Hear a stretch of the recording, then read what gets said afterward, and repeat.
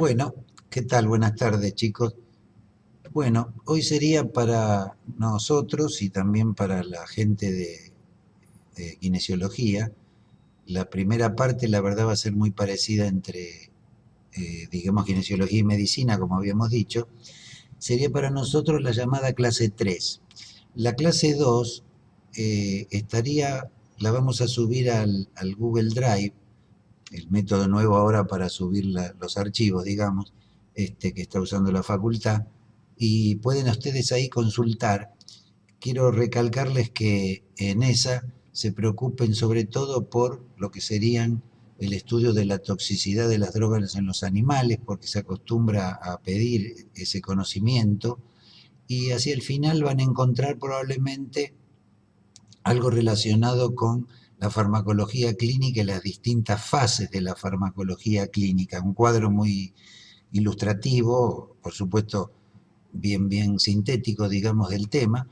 Y desde ya que aprovecho también algo para decirles algo que no les dije antes, a unos y a otros, que nosotros utilizamos básicamente para esta etapa, que en el caso de medicina es como les había dicho ya antes, de cuarto año, o para tercer año en kinesiología, utilizamos como referencia de un libro de texto ya muy reconocido, un libro que se llama Rang, Ritter y Dale, ¿no?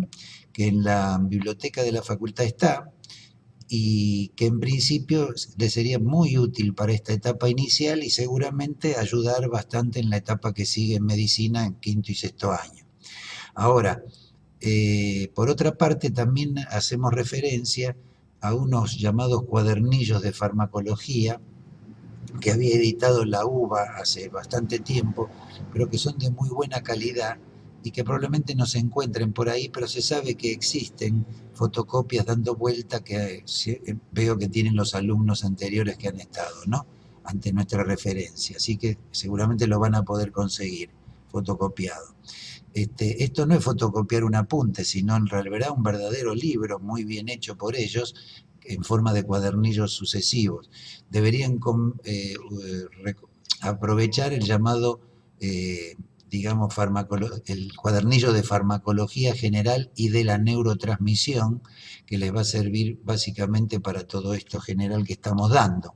Esta etapa, ¿no es cierto? Para la etapa, llamémosle, más clínica, para los de kinesiología, o la etapa de la neurotransmisión propiamente dicha en todo sentido para los de medicina, tal vez necesiten un poquito más, pero básicamente les va a servir.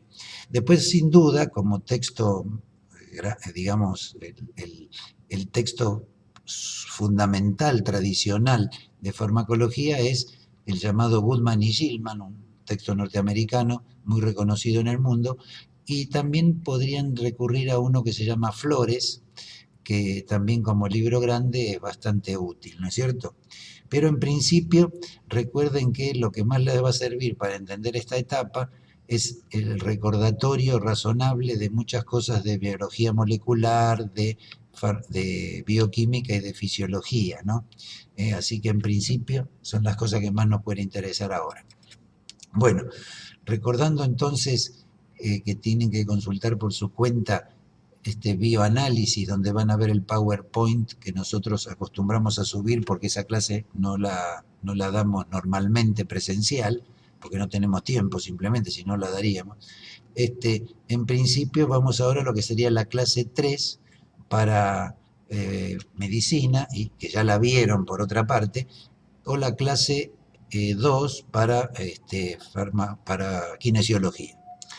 Bueno, como ven acá, ahora entramos de lleno en la parte, llamémosle, farmacodinamia, el estudio entonces de lo que la droga le hace al organismo, para decirlo de manera muy simple, que básicamente es el estudio de estos mecanismos por los cuales una droga hace lo que hace, ¿no es cierto? Eh, Cuando nosotros decimos que una droga hace tal cosa, para poder decirlo, necesitamos ponerlos en un punto de vista determinado. Y hoy en día la tecnología nos ha permitido reconocer que lo que yo diga en una droga, dependiendo de ese punto de vista, es bastante variable, porque sí podemos abarcar prácticamente muchos de los llamamos, digamos, niveles de complejidad de un sistema biológico. Cuando analizamos un sistema biológico complejo, nosotros podemos tener en cuenta el aspecto molecular de la cuestión, el aspecto subcelular, el celular, el tisular u orgánico, el organísmico e inclusive el sociológico. Desde ese punto de vista nos damos cuenta que si la sustancia química es una molécula definida que va a tomar contacto con otra sustancia química, esa otra sustancia química, llamémosle el receptor, se consideraría lo que llamamos la estructura, una estructura definida y concreta químicamente con la cual la droga va a tener contacto. A esa estructura con la cual se interactúa la vamos a llamar el blanco, un blanco farmacológico, digámoslo así, a imagen y semejanza de la flecha, ¿no? Esa estructura, independientemente de que esté presente o no la droga, está cumpliendo una función que todos estudiamos en otras disciplinas, ¿no? Una función que en principio sería modificable por la droga y que lo vamos a interpretar como un suceso, es decir, como algo que ocurre independientemente de la droga, y es lo que estudiamos en otra materia. Pero claro, acá tenemos el tercero en discordia, que sería la droga. Entonces podemos decir que existe una modificación farmacológica de ese fenómeno natural, que le pongo yo acá la referencia al nombre de proceso, no porque no haya un proceso también en la naturaleza donde no hay drogas, sino simplemente para tener la idea de este engranaje de, digamos, de eventos que se van encadenando justamente para lograr el objetivo final, que es la aparición de la droga. Proceso, algo que va hacia adelante, en este caso todos esos mecanismos íntimos encadenados, generalmente a nivel bioquímico molecular, que son los que permiten que aparezca el efecto de la droga, ¿no es cierto? Desde ese enfoque, en esta nueva diapositiva, vemos el mismo fenómeno analizado desde distintos puntos de vista, de acuerdo a donde yo me ponga para describirlo. O sea, ejemplo de la misma interacción de la droga con la materia viva, pero según cada nivel. Acá vemos cómo están encadenados estos niveles y el conocimiento que tengamos de un nivel nos permite explicar el que ocurre en el otro nivel, lo que ocurre en otro nivel. Inclusive prever cómo una droga puede llegar a tener tal efecto buscado, digamos. Si nosotros pensamos a nivel molecular, vamos a tomar para describir a partir de este nivel el resto de los niveles, y vamos a usar una droga que realmente existe como modelo explicativo, digamos, una droga que existe que se llama nifedipina y que es una droga llamada bloqueante cálcico que se utiliza en la hipertensión. Pero si no existiera, o si este ejemplo fuera inventado, valdría igual, porque lo que nos interesa es que conozcamos el escenario en el cual estas drogas funcionan, cómo lo hacen y cómo están las relaciones de los distintos niveles. Y después podríamos aplicarlo a cualquier droga si tuviésemos el conocimiento que corresponde a cada nivel de cada droga. Como ven, a nivel molecular, la estructura con la que interactúa esta droga es la proteína del canal de calcio voltaje dependiente que encontramos en algunas materias vivas. Esa proteína del canal de calcio voltaje dependiente, independientemente de la droga, está produciendo un efecto determinado, tiene alguna función, que es un fenómeno que llamamos cambio conformacional. Como es una proteína, tiene la capacidad de cambiar de forma sin dejar de ser la que es. Esta estructura terciaria y cuaternaria de la proteína es lo que permite esto, y ese cambio conformacional es lo básico que ocurre en cualquier, digamos, receptor que a partir de su unión con la droga termina activándose o poniéndose en marcha esta cadena de acontecimientos. Entonces lo que observamos con esta droga, en esta sustancia, es eso, un cambio conformacional que ya está ocurriendo muchas veces con estas estructuras moleculares, independientemente de la droga y por las necesidades fisiológicas. Pero ahora viene la droga a interactuar con esto y terminemos observando en el verde, en el rectángulo verde, que lo que ocurre es un bloqueo de ese canal. Es decir, lo que podemos decir de nuestra droga a nivel molecular es que produce un bloqueo del canal. Después seguimos, si no tuviéramos un aparato de resonancia nuclear magnética para darnos cuenta qué está pasando en ese nivel, porque no podemos describirlo, porque la tecnología no lo permitió, a lo mejor sí podemos describir lo que ocurre en otros niveles. Pero ya entienden lo que quiero decir y vamos a ir pasando entonces por los distintos niveles. El nivel que sería más grande que la molécula, pero más chico que la célula, es el nivel subcelular. Por ejemplo, la membrana de una célula o el citoplasma de una célula es una estructura subcelular. ¿Qué hace una membrana normalmente, aunque no esté la droga? Regula la permeabilidad. ¿Qué hace, digamos, el citoplasma? Ahí contiene sustancias que tienen que estar en una concentración determinada.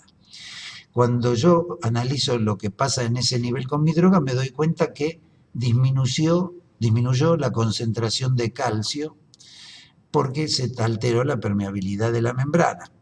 Esto está claro que ocurre y es lo que podemos decir en ese nivel. Si seguimos a niveles más grandes, ¿no es cierto?, y de mayor complejidad progresiva, por supuesto, terminamos dándonos cuenta que el lugar donde la droga está, la estructura interactante, es el músculo liso de algunas estructuras. Por ahora nos quedamos ahí.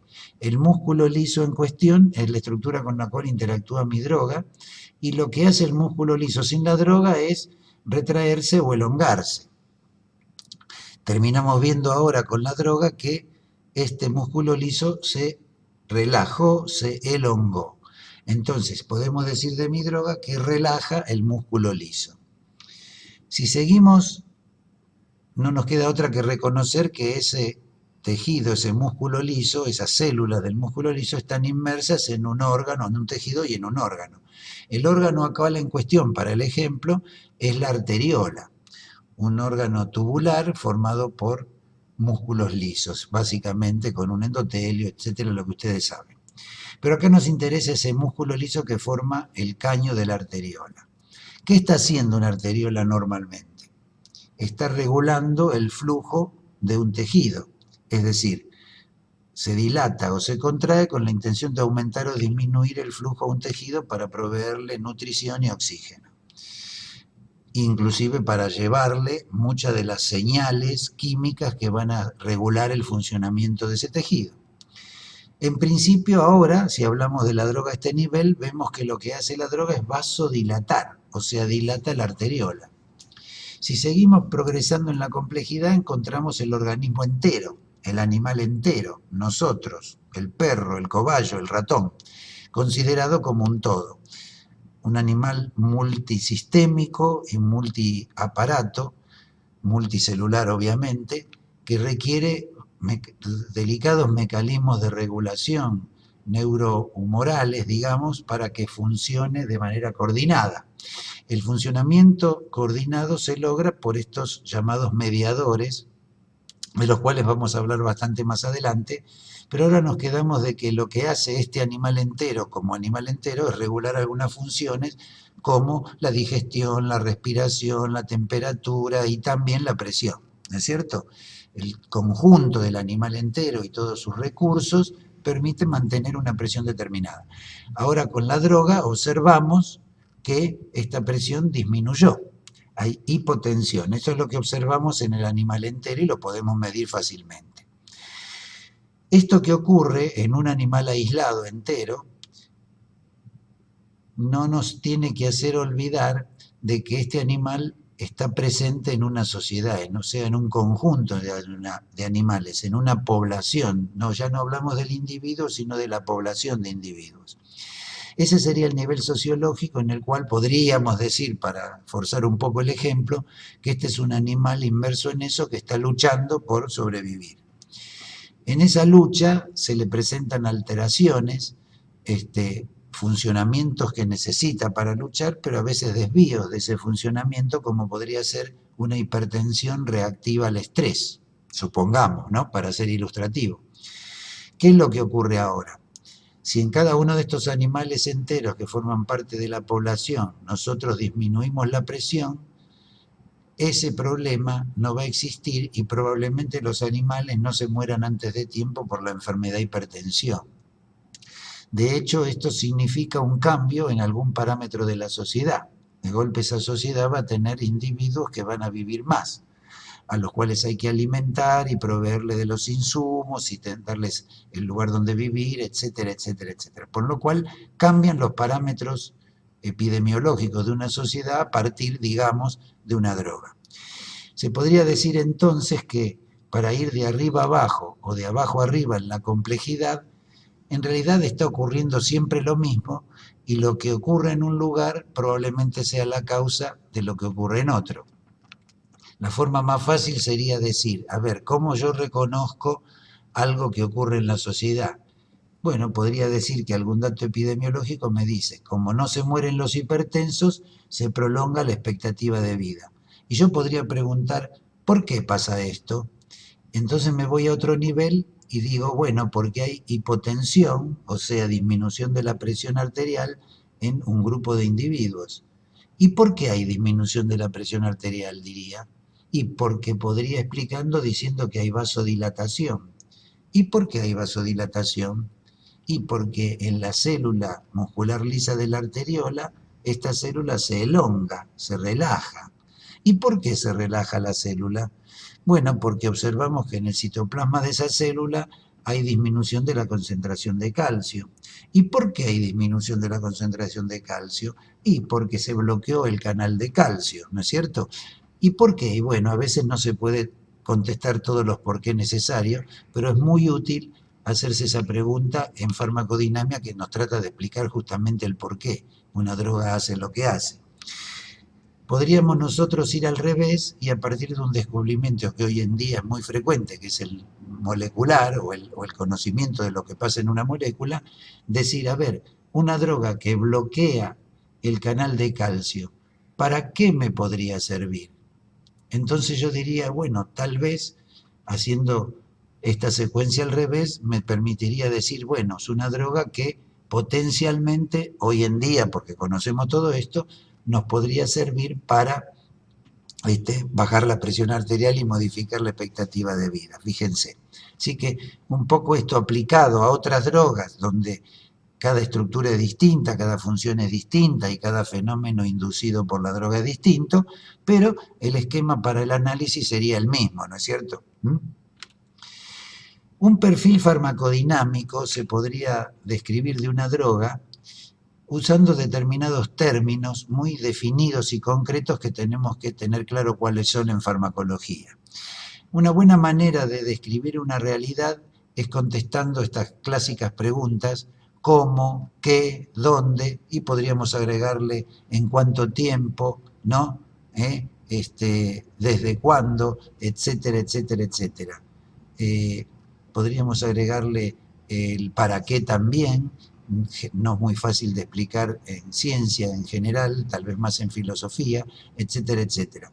Pero estas tres preguntas, cómo, qué y dónde, nos permiten definir un término caracterizador. Fíjense, si yo pregunto cómo mi droga hace lo que hace, casi siempre me contestan con lo que ocurre a nivel molecular, y esto es lo que llamamos el mecanismo de acción.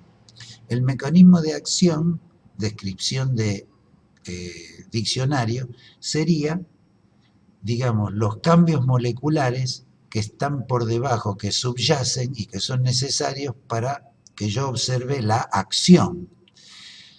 ¿Qué es la acción? Bueno, fíjense, justamente responde a la pregunta ¿qué? Si cuando respondo a la pregunta ¿qué? Uso la célula como ejemplo, eso es justamente lo que es la acción para nosotros. La acción de una droga sería la modificación cuantitativa de una función celular preexistente. Si yo al contestar que me baso más en el organismo entero o en la sociedad, generalmente yo estoy hablando del efecto, que no es lo mismo que la acción, porque para que haya efecto es necesario que haya una acción en la célula. El efecto sería la verificación y la cuantificación de la acción. Casi siempre este efecto lo terminamos viendo en un lugar que aparece cuando contestamos el dónde. el dónde, si me contestan en el órgano donde yo veo el efecto, en lo que sería el órgano efector, bueno, eso para mí es el modo de acción a nivel del órgano efector. El modo de acción sería entonces un lugar, no un cómo ni un qué, ¿sí? Si cuando yo pregunto el dónde me contestan el entorno molecular donde se une la droga con el receptor, a eso lo llamamos la biofase y me están hablando de un lugar llamado biofase que es a nivel molecular y es donde ocurre esta interacción. ¿Entienden entonces? El modo de acción es un lugar, el efecto es la verificación y la cuantificación de la acción es la modificación cuantitativa de una función celular preexistente, el mecanismo de acción es los cambios moleculares que subyacen a la acción. Como ven acá, acción tiene una flecha que va hacia el efecto y el modo de acción tiene otra flecha que va hacia el efecto. Quiere decir que el efecto depende de alguna manera lo que yo veo en el órgano, supongamos, o en el organismo, y la cantidad de variable que yo veo, la magnitud de ese cambio, la cuantificación, que es lo que puedo hacer con el efecto, en principio, todo eso depende también no solo de lo que ocurre en la célula, sino en qué lugar del organismo, para nosotros, un organismo complejo, en qué lugar del organismo está esa célula. Vale el ejemplo del músculo liso, que sabemos que puede estar en muchos órganos huecos, así como está en la arteriola, por donde pasa sangre, también está en el bronquio, por donde pasa aire, o en el intestino, por donde pasan nutrientes, digamos, o materia fecal. ¿Qué quiero decir con esto? Que ese músculo liso está en distintos lugares, pero es el mismo músculo liso. Probablemente la droga en cuestión que teníamos como ejemplo actúe en cualquiera de esos lugares, pero probablemente también lo haga con mayor intensidad, o sea, usando menos droga, lo haga con mayor intensidad en uno de esos músculos lisos porque tiene tal vez mayor afinidad por esa variante que es, por ejemplo, la variante de la arteriola. Por eso a esa droga que relaja el músculo liso de la arteriola la vamos a llamar hipotensora o vasodilatadora y no la vamos a llamar constipadora porque sería lo que podría hacer por relajar el músculo liso del intestino. De hecho, algunos pacientes se quejan de que les ocurre constipación cuando reciben esta droga para bajar la presión, ¿se dan cuenta? O teóricamente no podría también relajar el bronquio y convertirse en una droga broncodilatadora útil en el asma. Quiere decir que si el músculo liso está en la arteriola, el efecto es la vasodilatación. Si está en el bronquio, el efecto sería la broncodilatación. Si está en el intestino, el efecto, lo que yo veo, sería la constipación, la disminución del peristaltismo, ¿no es cierto? Así que fíjense que sea una droga, un vasodilatador o un constipador, digamos, o un broncodilatador, va a depender de la mayor o menor afinidad que tenga la droga por ese tejido que particularmente es muy parecido en varios lados, pero no idéntico, ¿no es cierto? Además, habrá drogas que lo hacen en un tejido con mayor afinidad que en otro, aunque sean drogas de la misma familia. Todas estas cosas son cosas muy ultra básicas de reconocerlas, pero nos permiten comprender bien la dinámica, ¿no es cierto? Habíamos visto que el efecto dependía de la acción, de lo que ocurre en la célula, y del modo de acción, o sea, del lugar donde esta célula ocurre. Pero el efecto final, complejo, en el órgano, en el organismo entero que nosotros terminamos viendo con nuestros pacientes, no solo va a depender de en qué célula ocurre el contacto de la droga, dónde está esa célula en cuestión, en qué órgano, pero sino también en principio de la respuesta del organismo a la perturbación que la droga ejerce. Entonces es bastante complejo y aquí al efecto también depende entonces de esa respuesta. Casi siempre la respuesta que el organismo tiene a la perturbación es un reflejo de homeostasis, de un interés que el digamos, una manera que tiene el organismo de permanecer en el estado en que está, de mantener sus variables de forma más o menos permanentes. Y esos desvíos el organismo va a tratar de compensarlos. Acá es muy fácil hacer este ejemplo, pero en otros tejidos será lo que corresponda a cada tejido. Como ejemplo, en el tejido que hemos hablado, en la arteriola, en el órgano, decimos, bueno, esta acción en la célula, como mucho en el órgano, es la vasodilatación, con lo cual yo puedo prever, por una relación física entre continente y contenido, puedo prever que la presión va a bajar, por ejemplo, 3 puntos. Pero resulta que en el animal entero, esa arteriola no está separada del animal, está metida en un animal que tiene reflejos neurohumorales relacionados con esa perturbación, con esa vasodilatación. Con lo cual, en ese animal el corazón va a tender a latir más frecuentemente para tratar de aumentar la presión que bajó. Entonces, finalmente, el efecto que yo veo en el organismo entero probablemente sea un descenso de la presión un poco menor al que yo puedo detectar concretamente dentro de la arteriola, ¿comprenden? Entonces, la respuesta final, el efecto final del organismo incluye el concepto de respuesta, no es solamente lo que la droga hace, sino cómo responde el organismo a lo que la droga hace, ¿no es cierto? Y eso es el efecto final que yo pudiera ver.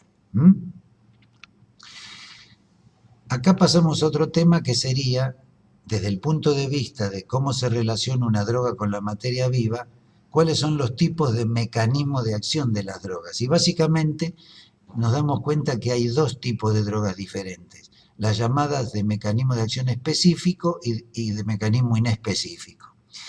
La manera en que se relaciona una droga específica con la materia viva es una manera localizada y selectiva, no en cualquier lugar de la célula, sino en un lugar determinado.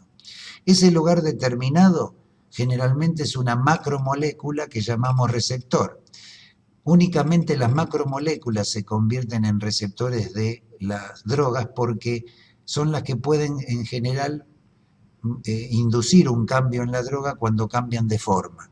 Y las macromoléculas que tenemos en el organismo son las proteínas básicamente y tal vez los ácidos nucleicos también, que a veces también son receptores de las drogas.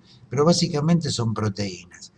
Muchas de ellas simplemente diseñadas por el organismo para ser un receptor y otras, digamos, simplemente que están presentes cumpliendo una función y que la droga simplemente se pega a ellas. Ya veremos ahí esa diferencia.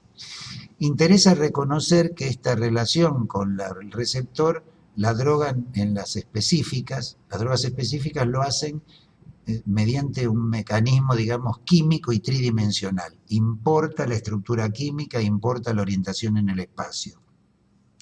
Para que aparezca un efecto, tenemos que observar concretamente que, mejor dicho, observamos concretamente que existe una unión directa entre la droga y el receptor que es obligada. Si no hay unión, no hay acción o efecto. Y en general, cuando una droga actúa de esta manera bastante selectiva en un receptor, termina afectando una sola función de la célula en cuestión. Es decir, para nuestro modelo sería el músculo liso, lo único que logramos con nuestra droga es relajarlo o contraerlo si es la droga contraria, pero no logramos, por ejemplo, hacerlo que se reproduzca o que aumente la síntesis de proteínas o que modifique, digamos, el metabolismo hidrocarbonado. ¿Me explico? En principio es así. Por contraste, las drogas inespecíficas se relacionan con la materia viva de una manera no selectiva, no puntual, de una manera muy difusa. Lo que importa en ellos no es la estructura química de la droga, sino la actividad termodinámica de la droga. Recuerden que la termodinámica estudia, la parte de la física que estudia el choque de las moléculas entre sí, que es capaz de generar una energía, generalmente en forma de calor, que es analizado, pero también que se puede traducir esto en un efecto a veces mecánico, como es la máquina de vapor o lo que sea, ¿no es cierto? O sea que la idea acá es que esta droga le hace algo a la célula por la capacidad termodinámica, el grado de energía que pueda movilizar, el grado de hiperactividad de sus moléculas entre sí. ¿Qué hace una droga de este tipo? ¿Actúa en un lugar determinado? No, puede afectar a toda la célula en su conjunto y en general lo que hace es afectar el estatus físico-químico que le permite a esa célula funcionar bien. Sería como decir, si se modifica el ambiente del pH que rodea una célula, puede haber entonces un cambio en el funcionamiento de la célula. No hace falta que una droga de este tipo se una a la materia viva, a la materia orgánica, porque puede afectarla simplemente por proximidad si le influye desde el punto de vista energético o del cambio físico-químico que rodea a la célula. Generalmente estas drogas terminan produciendo en la célula una disfunción general, o sea, cambia no solo el funcionamiento de del destino que esa célula tiene en su funcionamiento, que sería en el caso de la célula muscular lisa, contraerse o relajarse, sino también afecta a otras funciones, como decíamos, la reproducción, la síntesis de proteínas, el metabolismo, o tal vez simplemente anule la vida de la célula, ¿no es cierto? Este tipo de drogas, al producir una disfunción general. En algunos aspectos se pueden aprovechar todavía estas drogas, pero reconozcan que estas drogas son el mínimo con respecto a la gran cantidad de drogas que son de tipo específico. La inmensa mayoría de las que usamos todos los días son drogas específicas, concretamente drogas que tienen un receptor en el cual actúan de manera muy puntual, ¿no? Es decir, sería como decir, yo para abrir una puerta necesito tener una llave que entra en una cerradura. La forma de la llave importa porque si no, no entra o no abre. Esa puerta, esa cerradura permite hacer una sola cosa con la puerta, que sería abrirla o cerrarla, pero no le va a cambiar el color ni la va a fragmentar. Si yo no meto la llave en la cerradura, o sea, si no hay una unión directa, no hay cambio, no se puede abrir la puerta. Y yo vuelvo a decir, me encargo de relacionarme con esa puerta de una manera estructural. Los dientes de la llave importan para que sirva como apertura de la cerradura. En cambio, yo también podría abrir una puerta haciendo estallar una bomba cercana, porque la energía de expansión que produce la bomba al estallar termina abriendo la puerta, pero probablemente también la despinte, probablemente también la fragmente, la rompa, o sea, la mate, digamos así. Y todo lo que esa, digamos, célula o puerta podía representar va tal vez a desaparecer. Pero abrir, la vamos a abrir, no les quepa duda. En ese sentido, esas serían las dos ejemplos burdos que yo puedo hacer para comprender la diferencia, ¿no es cierto? Vamos a ver, con respecto a esto, ejemplos, y después mucho no vamos a hablar en lo que resta del año de drogas inespecíficas, porque vuelvo a decir, valen los ejemplos para comprenderlas, pero no son drogas de uso frecuente, aunque algunas se siguen usando. Por ejemplo, acá vemos tipos y ejemplos de mecanismos inespecíficos, en este caso que actúan a nivel extracelular. Si yo, por ejemplo, vamos al tema de la neutralización, que es lo fácil de comprender. Si yo, por ejemplo, siento acidez porque aumentan los hidrogeniones dentro de mi estómago y eso me lastima la mucosa, digamos, yo tendría dos maneras, por una droga específica y una droga inespecífica, tendría dos maneras de disminuir la acidez. Una droga específica es una droga que todo el mundo conoce y que se vende, hasta hay venta libre de esa, que es el omeprazol. Una droga que se pega a su receptor, que es la bomba de hidrogeniones del estómago, y termina disminuyendo la producción de hidrogeniones, con lo cual disminuye el ácido. Todo esto que parece tan complejo, en realidad hay que recurrir a los conocimientos anteriores que tenemos de la fisiología y de la bioquímica de las estructuras de nuestro organismo, ¿no es cierto? Que es lo que aprendimos antes. Pero la droga lo que hace es meterse ahí y hacer un cambio. Esto parece bastante concreto, pero si nosotros quisiéramos adorar una droga inespecífica que no se pegue a ningún lugar, pero que haga un cambio, Y bueno, podríamos usar estos líquidos de sustancias como el hidróxido de aluminio, el hidróxido de magnesio, de sodio, etcétera, sustancias alcalinas que terminarían neutralizando la acidez del estómago, con lo cual obtendríamos el mismo efecto terapéutico de disminución de la acidez o del dolor o de la molestia que se tenga. Así que ahí ven un muy buen ejemplo de esto, lo mismo que sería modificar el medio interno en un paciente a lo mejor muy crítico, que por su enfermedad infecciosa severa está en terapia y tiene lo que llamamos acidosis, ¿no? La acidosis per se, el cambio del pH, un pH muy disminuido alrededor de una célula, termina matando a la célula y matando al individuo. Entonces, hasta tanto logremos combatir, pongamos la infección, los terapeutas, los que trabajan en terapia intensiva, ¿qué logran, entre otras cosas? Bueno, modifican el medio interno, hacen que esa acidez no esté alrededor de las células y las células recuperan su funcionalidad un poco hasta tanto se pueda curar definitivamente, si se puede, ¿no es cierto? O sea que con esto que estoy hablando de cosas que no son tal vez propias de esta etapa, que es hablar de cómo se hacen algunas terapéuticas, en realidad sirven como modelo para comprender las diferencias, ¿no es cierto? Así que a priori no hablemos más de este tipo de drogas por ahora, salvo que les tengo que decir un poco, casi por una cosa tradicional en la farmacología, lo que sería el principio de Ferguson. El principio de Ferguson, Ferguson era un científico de principio del siglo XX que a través de lo que él reconoció en algunas drogas inespecíficas, y esto lo estudió más que nada para los gases anestésicos, pero también es aplicable a muchas otras drogas inespecíficas, ¿no es cierto? Ferguson descubrió dos cosas que se traducirían en lo que llamamos el principio de Ferguson farmacodinámico, donde nos explica cómo las drogas inespecíficas producen algo en la célula, y el principio farmacocinético.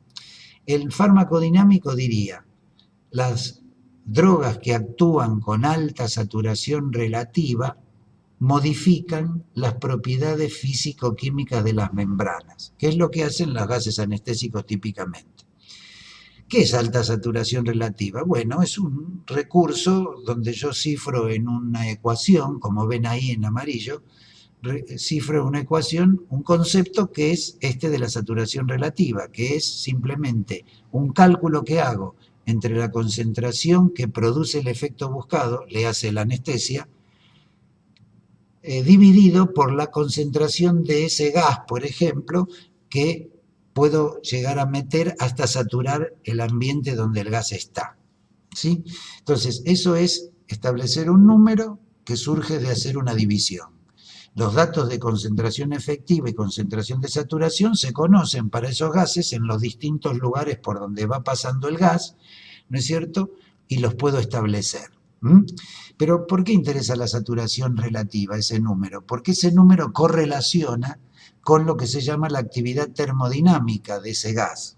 Hablamos del gas porque es la manera más fácil de comprenderlo, ¿no? Y es donde más se estudió. Y es lo que tienen que saberlo muy bien los anestesistas, que lo van a usar todos los días, y no tan imprescindible para otros especialistas, pero acá estamos en la parte básica. Entonces, esa actividad termodinámica que tienen las drogas que son capaces de perturbar las membranas de las células y cambiar el estatus físico-químico de ellas, es lo que permite ver el efecto. Como ven ahí en verde, saturación relativa es igual a actividad termodinámica y esto es igual al efecto buscado. A mayor saturación, mayor actividad y mayor efecto, ¿no es cierto? Bien. Esto es algo que también Ferguson se dio cuenta y nos quedaría por definir el principio farmacocinético, una curiosidad que observó Ferguson. ¿Qué dice el principio farmacocinético? Dice, cuando yo utilizo, supongamos, el gas anestésico y yo voy tomando la concentración efectiva de ese gas, o sea, la que logra la anestesia, y voy tomando la concentración de saturación de ese gas en ese mismo lugar donde estoy analizando la concentración efectiva, me doy cuenta que a lo largo del trayecto que hace el gas para producir la anestesia, que sería desde la boca hasta la célula del cerebro, va pasando por muchos lugares. Tenemos una concentración en la máscara del gas, tenemos una concentración en la boca, en el tráquea, en el alvéolo, en el capilar al lado del alvéolo, en la circulación general y al fin y al cabo en la circulación cerebral que me pone el gas al lado de la célula donde tiene que actuar. Bien, si yo voy midiendo las concentraciones efectivas en cada uno de esos lugares, en la máscara, en el alvéolo, en la sangre, en la neurona, y al mismo tiempo la concentración de saturación, me doy cuenta que las concentraciones que me permiten hacer que se duerma la persona que tengo en la máscara son diferentes a las concentraciones que necesito tener en la célula. Lo mismo que las concentraciones de saturación en cada uno de esos lugares. Sin embargo, cuando hago la cuenta concentración efectiva sobre concentración de saturación, veo que la saturación relativa es siempre el mismo número en todos los lugares por donde pasa el gas. Y eso es entonces el principio de Ferguson farmacocinético, que dice, la saturación relativa de una droga que va pasando por distintos compartimientos en el organismo es la misma, aunque sus concentraciones efectivas sean diferentes en cada uno de esos compartimientos, ¿no es cierto? Esto es aplicable básicamente y fácil de entender para los gases, pero podría ser aplicable a otras drogas también. Yo diría que esto es lo máximo que vamos a hablar de este tema de las drogas inespecíficas, ¿no es cierto? Pero en principio es algo que debemos saber en esta etapa. Ahora vamos a acercarnos al concepto de receptor. El concepto de receptor lo podemos considerar en un sentido amplio o en un sentido estricto. ¿Cuál es el sentido amplio de receptor? Habíamos dicho que cualquier macromolécula a la cual se le une una sustancia química y gracias a eso yo tengo un efecto farmacológico, o sea, un efecto que puede ser tanto en la célula, en la fisiología del organismo, o un efecto terapéutico cuando yo lo estoy dando con la intención de curar algo. Un efecto, ¿no es cierto?, que yo puedo ver y medir.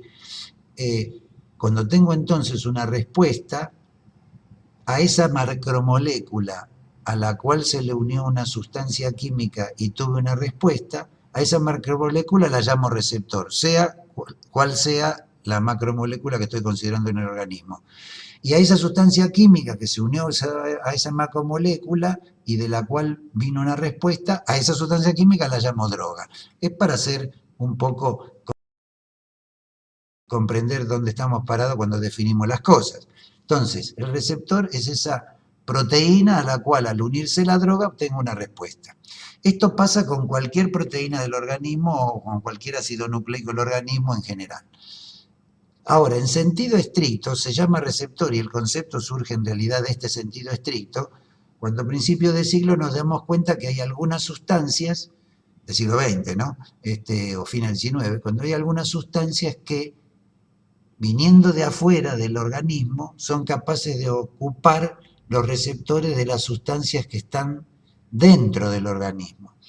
A esas sustancias que están dentro del organismo y que sirven para regular el funcionamiento coordinado de un organismo complejo, como es el mamífero superior que somos nosotros, digamos, ese tipo de sustancias que llamamos mediadores, serían justamente los ligandos, o sea, las sustancias químicas que se unen a los receptores naturales que el organismo o que la naturaleza previó para regular nuestro propio organismo.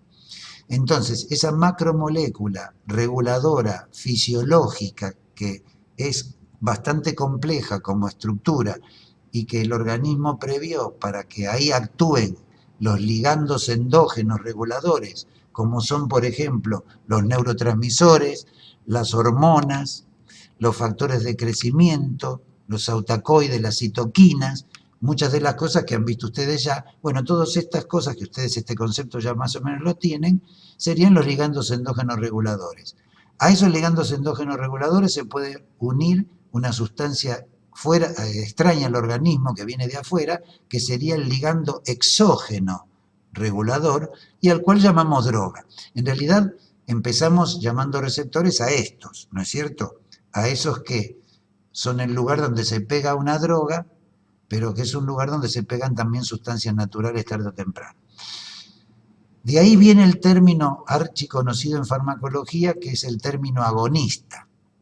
Es decir, llamamos agonista a una droga que uniéndose a un receptor natural lo imita el ligando de ese receptor natural y activa a ese receptor natural. Y llamamos antagonista a una droga que, uniéndose a ese receptor natural, no produce nada, salvo impedirle al agonista hacer su trabajo. Entonces, el concepto de antagonista en farmacología es diferente a lo mejor al que hemos visto en la fisiología de los músculos esqueléticos, donde los músculos que contraen, digamos que flexionan el antebrazo sobre el brazo, los llamamos agonistas flexores, y a los músculos que extienden el antebrazo sobre el brazo los llamamos antagonistas extensores, claro, pero llamamos agonista al primero, que es el que hace el fenómeno, y antagonista al que hace lo contrario. En farmacología, un antagonista no necesariamente produce en forma eficiente lo contrario de lo que hace el agonista, la droga agonista, sino que un antagonista es una droga que se opone de alguna forma y de diferentes formas, se opone a lo que hace el agonista. El antagonista más conocido en farmacología y el que nos sirve como modelo, pero hay distintos antagonismos, es el antagonismo competitivo, el antagonismo que es capaz de, el antagonista de la droga que es capaz de ubicarse en el receptor donde va a ir un agonista y no le permite, por competir, ubicarse al agonista en su lugar. Este tipo de antagonista hay que definirlo muy claramente. Cuando nosotros hacemos un experimento básico en farmacología, que es el experimento del órgano aislado, recuerden que el órgano aislado es un órgano aislado del organismo entero, o sea, hemos sacado al órgano de su cavidad natural, le hemos cortado las redes vasculares y nerviosas y lo ponemos en un aparato que le permita estar vivo. Ese órgano aislado le podemos colocar drogas y ver qué influencia le hace a ese órgano. Pero cuando nosotros ponemos un agonista, que por definición es la droga que activa a ese receptor, vamos a ver un cambio en el órgano aislado. Cuando ponemos un antagonista de ese agonista, por definición no tenemos que ver ningún efecto, porque si nosotros probamos solo el antagonista en ese aparato de órgano aislado, sabemos que el agonista no está presente, que estamos usando solo la droga antagonista y que no hay nada del organismo que me esté influyendo en lo que ese órgano puede responder. ¿Me explico? Porque las redes vasculares o nerviosas están cortadas. Por consiguiente, este antagonista, por definición, no hace nada. Nosotros siempre lo llamamos el perro del hortelano, que no come ni deja comer. Es decir, no produce nada en el receptor, pero tampoco deja que el agonista ocupe su lugar y produzca el efecto. Por consiguiente, en ese órgano aislado, un antagonista no tiene acción.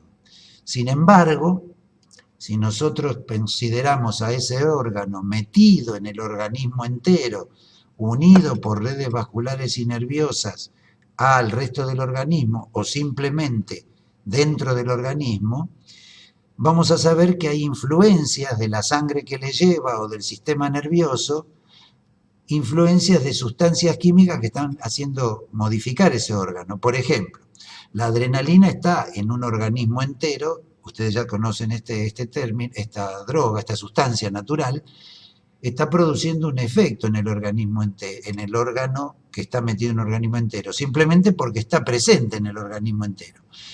Cuando yo pongo un antagonista de la adrenalina, ahí yo observo que no dejando actuar a la adrenalina, sí tengo un efecto.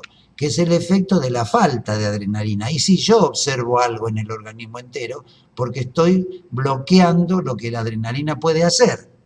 Pero si no hubiera una adrenalina en juego, mi droga que se une a ese receptor no produciría nada. Eso es lo típico entonces del antagonista competitivo, del cual vamos a hablar mucho más adelante en otra etapa, pero que es importante ir definiendo desde ahora estas cosas. Acá tenemos lo que podría un modelo de un sistema especializado de recepción. O sea, llamamos sistema especializado de recepción a todas estas receptores naturales del organismo, todos estos receptores naturales del organismo, que son muy complejos algunos de ellos, y que hay varios modelos naturales que vamos a estudiar en la próxima clase, pero que en principio no todos tienen las características sumadas en un solo receptor que pudiera contener a todos los demás, un receptor que se podría llamar una quimera, ¿no? Que tiene quimera, ese animal mitológico que estaba formado por distintos animales, ¿no? En principio no hay ninguno que pudiera tener todo, pero algunos de ellos se acercan bastante, y uno que tuviese todo sería este siguiente. El esquema de funcionamiento sería así.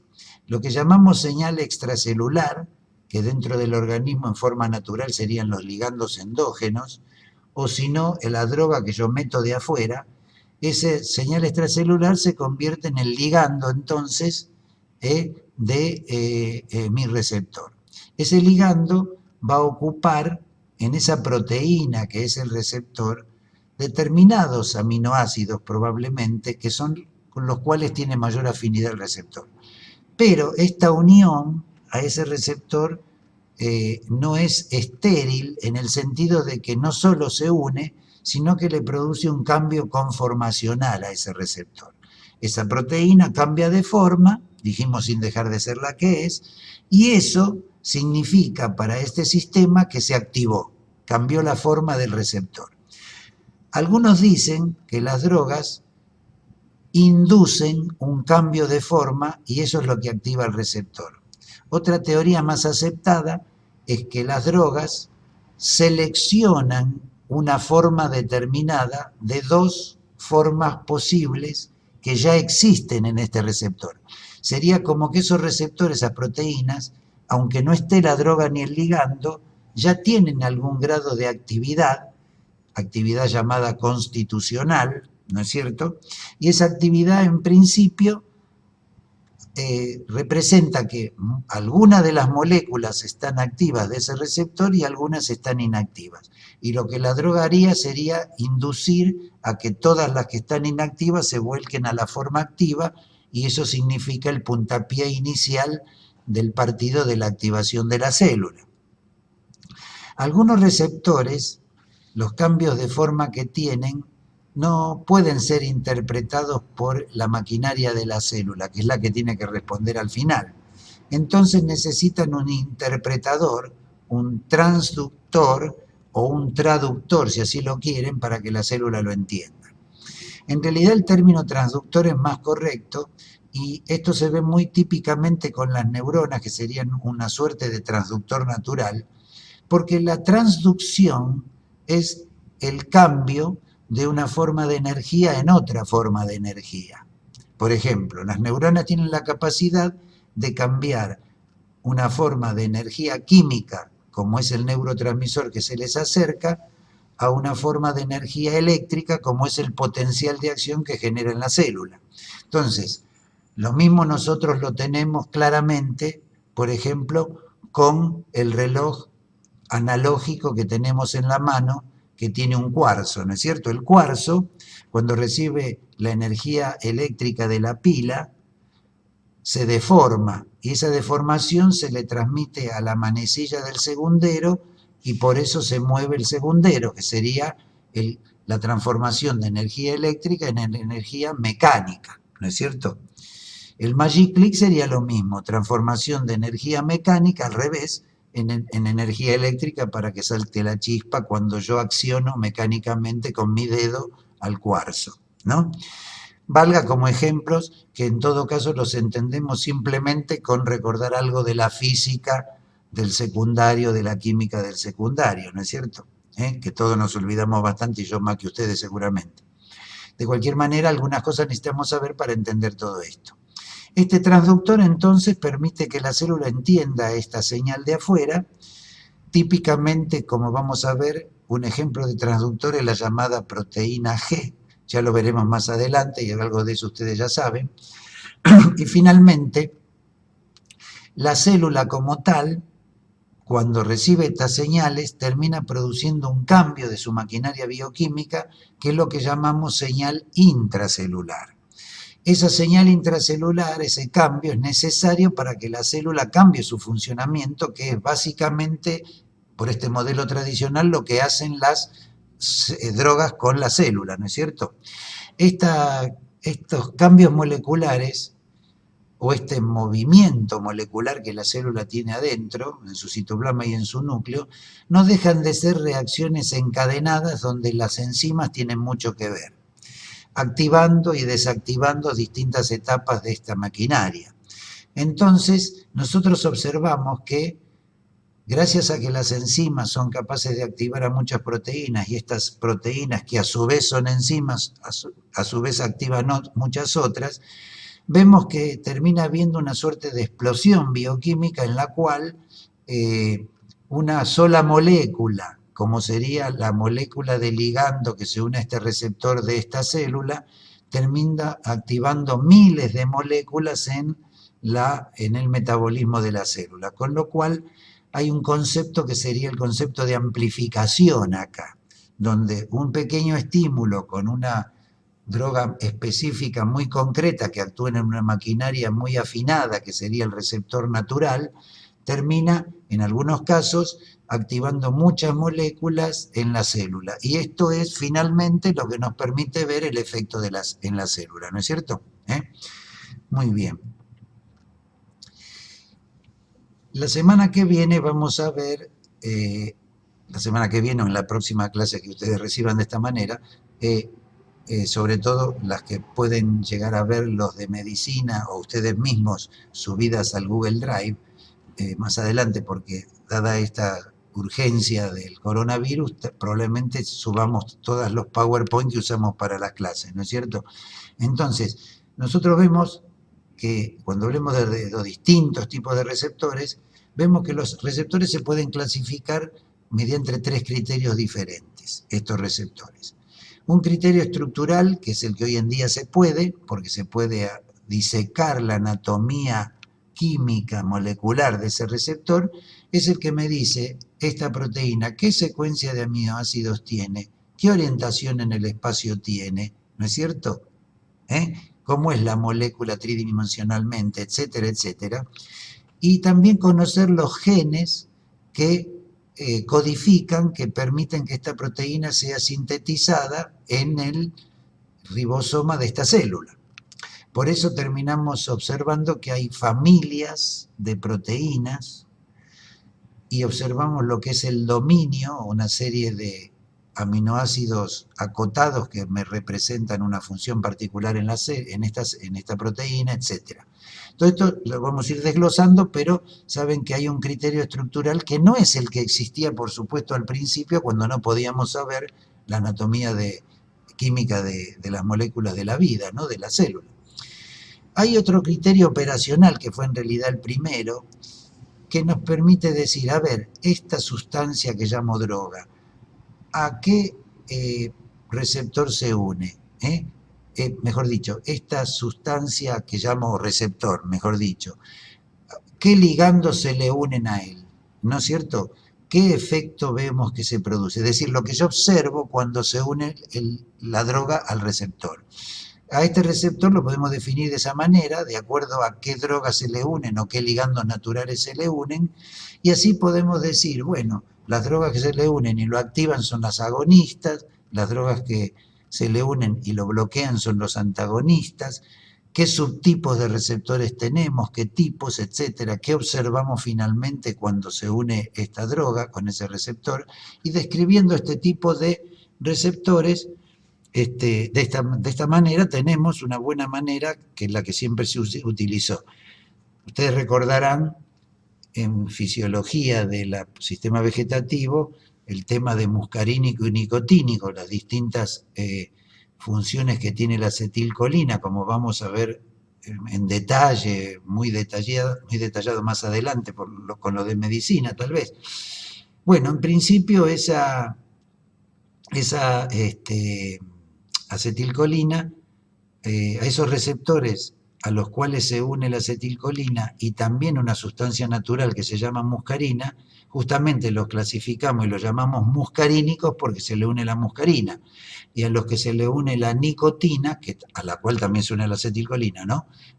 Los llamamos nicotínicos porque se le une la nicotina, sustancia de la naturaleza, pero no la muscarina. Y son los dos tipos que reconocemos de esta forma. Esa sería la manera de describirlos operacionalmente. Actualmente también, y por el conocimiento de la bioquímica íntima de la célula, podemos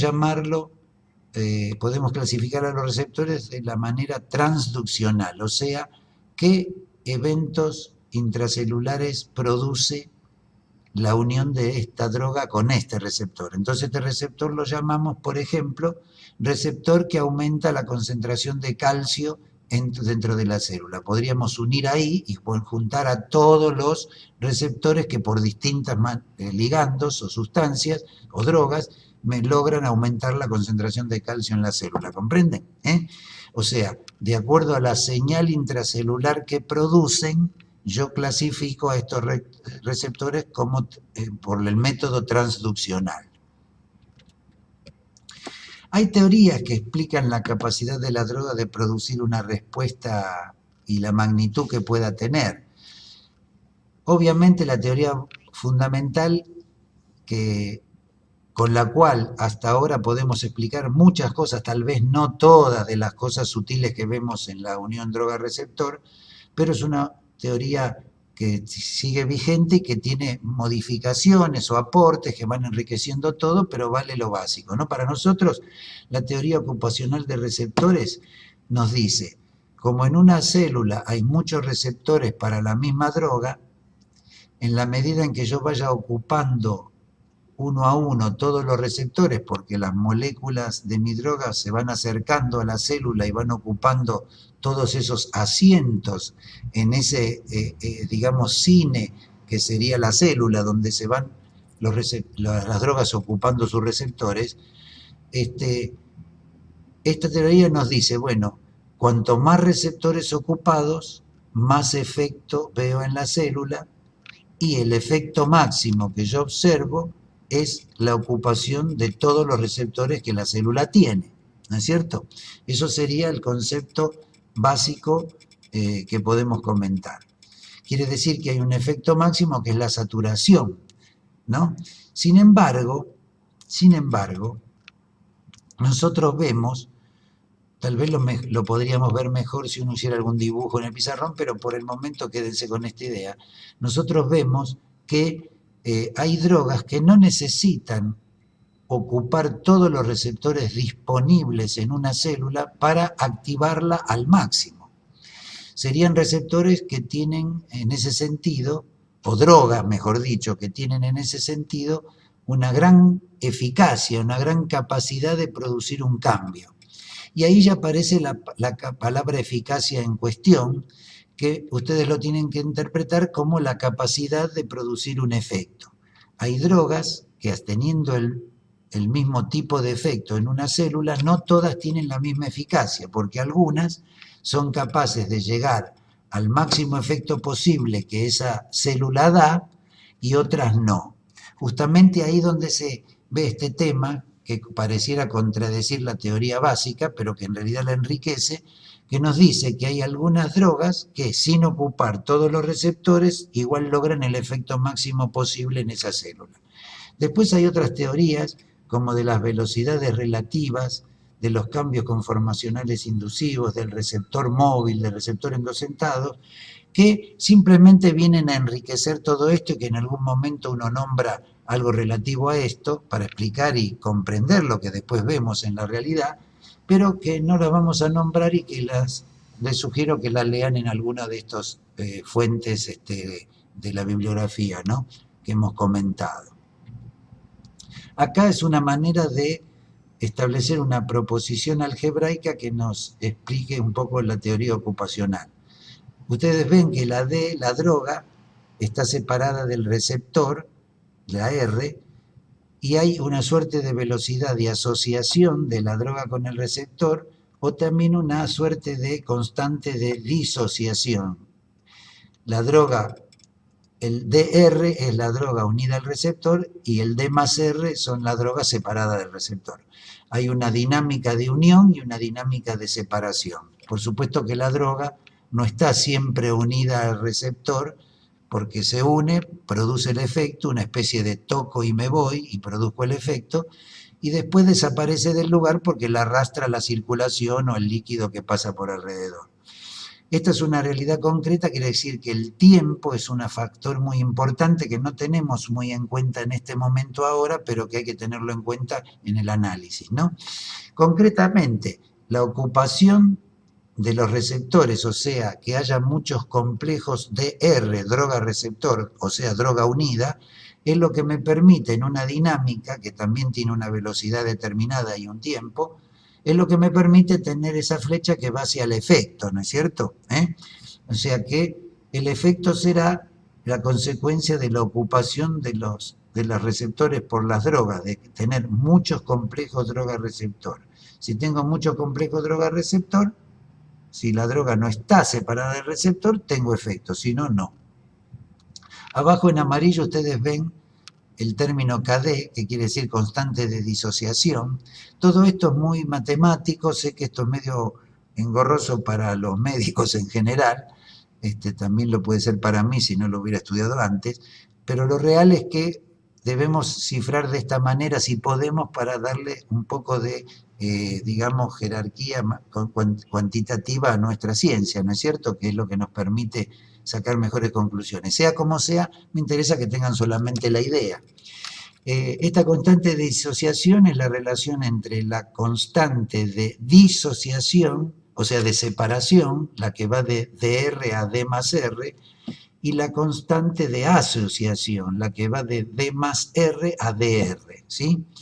Y podemos ver que esto sería igual o proporcional a la cantidad de receptores que tenemos multiplicado por la cantidad de droga que tenemos separado sobre la cantidad de receptores ocupados que tenemos. Lo real, lo práctico, es entender este concepto de afinidad química que, cifrado en una ecuación, es la inversa de la constante de disociación que vimos antes, ¿no? La inversa de la constante de disociación, o sea, al revés, K1 sobre K2, lo antes, la constante de disociación era K2 sobre K1, bueno, ahora es K1 sobre K2, o sea, la inversa de la constante de disociación.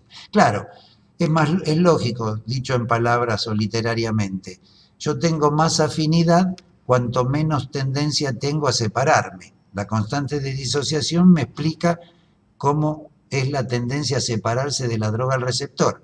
Cuanto menos constante de disociación tengo, más afinidad tengo, ¿no? Por la ecuación. Como ven, ahí hay una ecuación que dice E efecto igual a alfa por la cantidad de complejo droga-receptor sobre los receptores totales. Claro, si a mí me alcanzara con ocupar los receptores con la droga, cuando ocupo todos los receptores tengo el efecto máximo, cosa que es verdad también porque tiende a eso. Pero habíamos dicho que había muchas drogas que no necesitan ocuparlos todos para tener el efecto máximo. Por eso hay que meter en la ecuación otro factor que nos explique un poco por qué pasa esto. Y ese otro factor lo llamamos en la ecuación alfa. Alfa para nosotros es lo que llamamos la eficacia de la droga. Ese alfa es una propiedad de la droga que dice, cuando me uno al receptor, tengo una gran capacidad de producir una respuesta. Y no todas las drogas del grupo tienen la misma eficacia, ¿comprenden? Entonces, cuando yo meto alfa en la ecuación, termino teniendo entonces una apreciación más real de lo que ocurre. Miren, la insulina, por ejemplo, como ligando de un receptor, tiene tanta eficacia que con solo ocupar el 3% de los receptores que hay en una célula, ya producen el efecto máximo que esa célula puede tener para dejar entrar la glucosa a su intimidad. Fíjense lo que esto significa, ¿no es cierto? Y las drogas serán bastante diferentes de acuerdo a su eficacia en ese sentido, ¿no? Cuanto más alfa tengan, más efecto van a dar por esa condición natural de la droga, que es aparte del dicho de que la droga ocupa receptores y nada más, ¿eh? Una cosa es la afinidad, la ocupación del receptor, y otra cosa es la eficacia. Fíjense, la unión entonces es, llamamos afinidad a esa capacidad de unión de la droga, que generalmente ese término lo usamos cuando estamos analizando la cosa a nivel molecular, celular, y la producción de una respuesta a nivel molecular celular lo llamamos actividad intrínseca, una propiedad de la droga, que todas las drogas tienen la propia. Esos conceptos se traducen cuando hablamos tal vez de un animal entero y estamos viendo el efecto de la droga en el animal entero, se traducen en el concepto de potencia. La afinidad se traduce en el concepto de potencia. Potencia, si queremos definirla bien, casi matemáticamente, sería la relación que existe en una magnitud definida de efecto, o sea, una cantidad de efecto X, y la cantidad de droga que yo estoy usando para eso. Eso es la definición de potencia. Un ejemplo de lo que quiero decir con potencia sería, bueno, llamo potencia a lo que una droga puede hacer de tal manera de que si yo comparo dos drogas entre sí, es más potente la droga de la cual necesito menos miligramos para que produzca el mismo efecto que la otra. Si la droga A necesito 10 miligramos para producir el efecto y la droga B necesito 5 miligramos para producir el mismo efecto, la droga B, que necesito menos, tiene más potencia. O sea que, como se dan cuenta, la potencia es inversamente proporcional a la dosis necesaria para lograrlo. Sin embargo, las drogas, independientemente de eso, tienen lo que llamamos eficacia. Tienen esa actividad intrínseca a nivel del receptor que le permite activarlo, activar a la célula, aunque no ocupe todos los receptores, o sí, y a nivel clínico, digamos, se termina convirtiendo en la capacidad de producir el efecto terapéutico que estamos buscando. ¿Se dan cuenta? Esas serían las relaciones acá.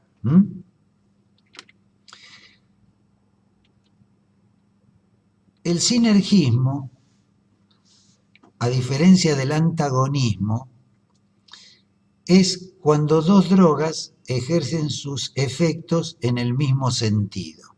El antagonismo sería que una droga produce un efecto en un sentido y la otra en otro, o en todo caso que una droga sin hacer efecto se opone al efecto de la otra de alguna manera por ocupar su lugar, como habíamos dicho. El sinergismo, en cambio, es al revés, es la idea de usar dos drogas para lograr el mismo efecto, y en este caso las dos drogas se ayudan mutuamente para lograr lo mismo. Acá dice isobolas, no se confundan, eso se podrá ver más adelante cuando estudiemos las curvas dosis-respuesta y los recursos gráficos que usamos para entender todo esto. Olvídense de eso por el momento. Sí reconozcan que el sinergismo puede tratarse de un sinergismo llamado de suma o un sinergismo de potenciación. ¿Qué quiere decir sinergismo de suma? Sinergismo de suma sería que cada droga, de las dos, pongamos que tenemos en cuenta ahora, dos o más drogas, que hacen lo mismo en principio, se ayudan mutuamente de tal manera que si yo tengo una droga o tengo otra, me da lo mismo, puedo usar solo una droga o combinaciones variables de las dos, o la otra droga, y termino teniendo el mismo resultado. Acá el resultado es igual a la suma de las partes, ¿sí?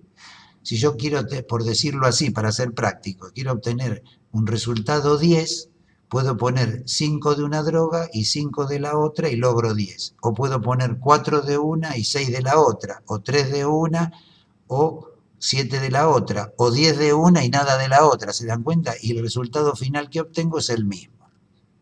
En cambio, el sinergismo de potenciación supone que cuando uso dos o más drogas juntas, el resultado que obtengo cuando están juntas es mayor que la suma de las partes. Ahí el sinergismo de suma simplemente me da el mismo resultado que los componentes. Sin embargo, el sinergismo de potenciación me está logrando un aumento de la eficacia de esa asociación, porque me permite aumentar el efecto máximo que lograría con cada una de las drogas por separado. Acuérdense, el efecto máximo es lo máximo que puede dar el preparado vivo en el cual yo estoy haciendo el experimento. La célula, digamos, lo máximo que esa célula puede dar. Con dos drogas que se suman, yo lograría el efecto máximo de esa célula. Sin embargo, la potenciación, actuando en distintos lugares de la célula, no en el mismo lugar casi siempre, termina logrando que esa célula rinda más de lo que normalmente podría cuando una droga separada le hace su efecto. ¿Comprenden? Entonces, en la suma yo veo aumento de la potencia y aumento del efecto máximo. Esto lo vamos a volver a repasar cuando veamos curva dosis respuesta, que no lo vamos a ver ahora. Acá interesa solamente la definición de sinergismo de suma y sinergismo de potenciación. Y recordar que las gráficas que se usan para valorar esto se llaman isobolas. Ya lo verán más adelante o lo van a encontrar en el libro ante mi sugerencia, ¿no es cierto? Finalmente, hay tres términos que en estas relaciones de las drogas con el receptor o con la materia viva, en las cuales nosotros observamos respuestas, hay tres términos que hay que reconocer, que tienen ejemplos y que es muy complejo entrar en el mecanismo íntimo de esto, o sea que vamos a referirnos a los textos para, si ustedes tienen el interés en observarlo, para tener un ejemplo tal vez de cada uno de ellos, pero interesa más la definición para que cuando aparezcan estos términos uno sepa a qué nos estamos refiriendo.